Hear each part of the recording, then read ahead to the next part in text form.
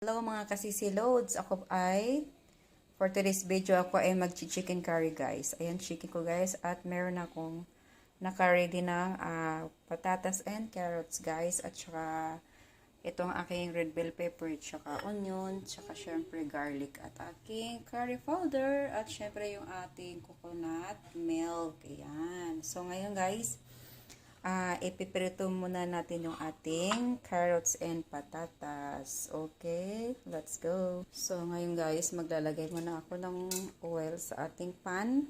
Ipiprito muna natin yung ating patatas and carrots. So, ngayon guys, iprito muna natin yung ating patatas.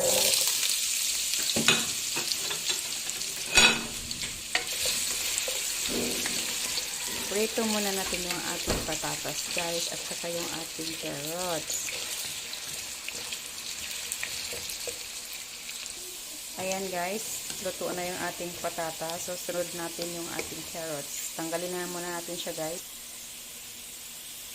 Ngayon guys, yung ating carrots naman, yung ating piprito.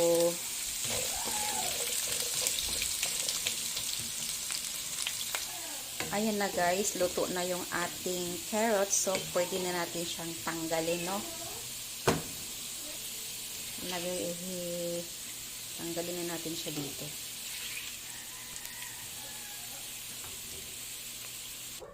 Ayan na guys, luto na yung ating carrots tsaka patatas. So, ngayon, igigisa na natin yung ating garlic at ating sibuyas. So, let's go! Hindi ko na tinanggal yung kanyang mantika guys kasi malinis naman yan. Galing naman yan sa ating gulay. So next yung ating sibuyas guys. Ayan, gisa lang natin siya guys. Ngayon ang ating chicken. Ayan.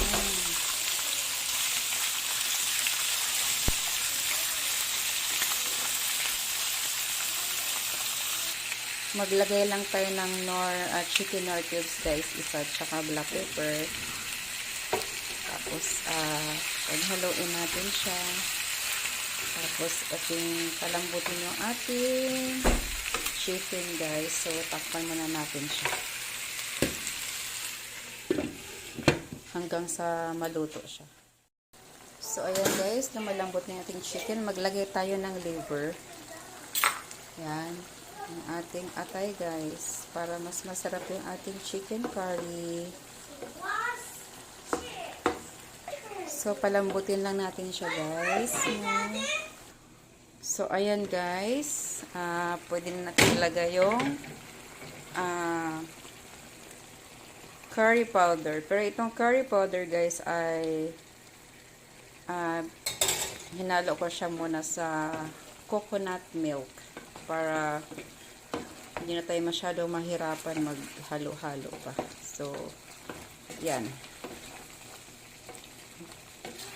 Pakuluin lang natin siya guys. Tapos, palambutin natin yung ating chicken pa, tsaka yung liver guys.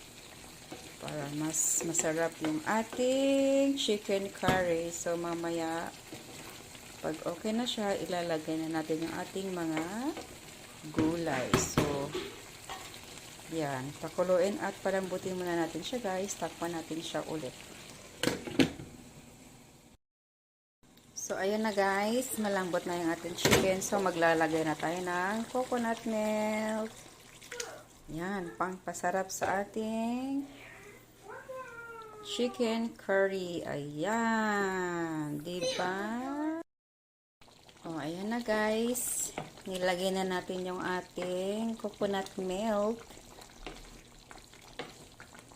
So, ngayon,